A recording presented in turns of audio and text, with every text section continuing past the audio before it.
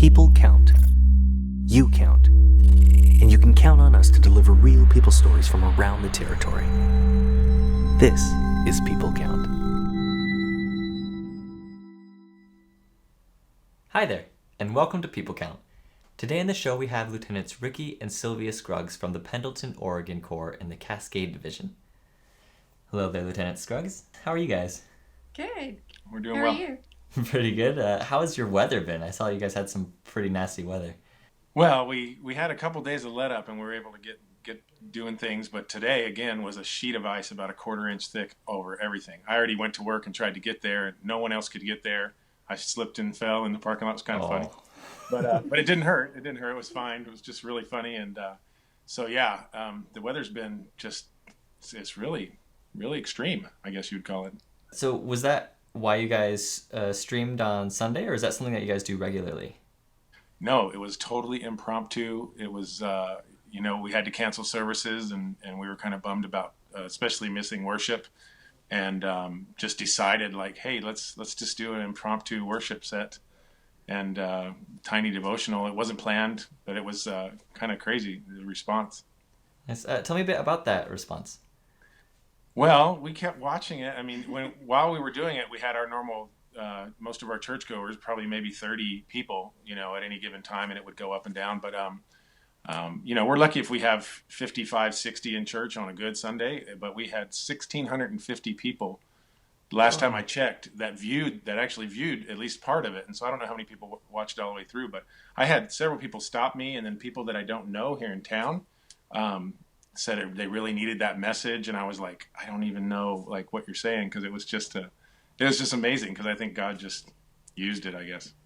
That's really cool. So do you think you guys might try something like this in the future now that it worked so well?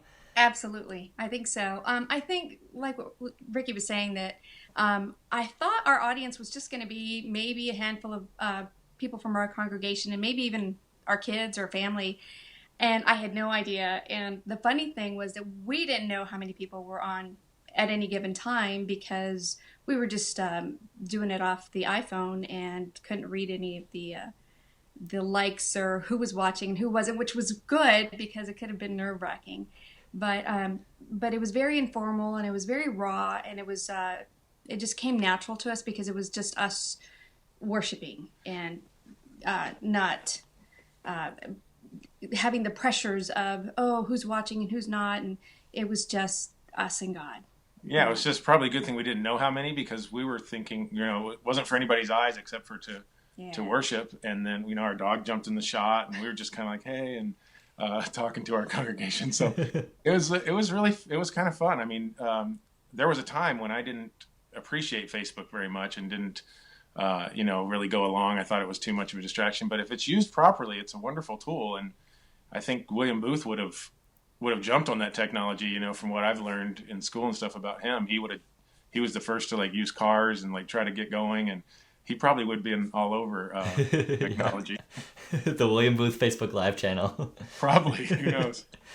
Nice. Well, thank you guys so much for sharing. That's a really cool story, and good luck on your future Facebook Live endeavors. Yeah, thank you. Yeah, thank you very much. We'll see what God does.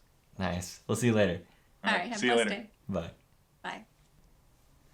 Being creative in our approach to ministry can be hugely impactful to our communities, as was illustrated perfectly by the Scruggs in Pendleton.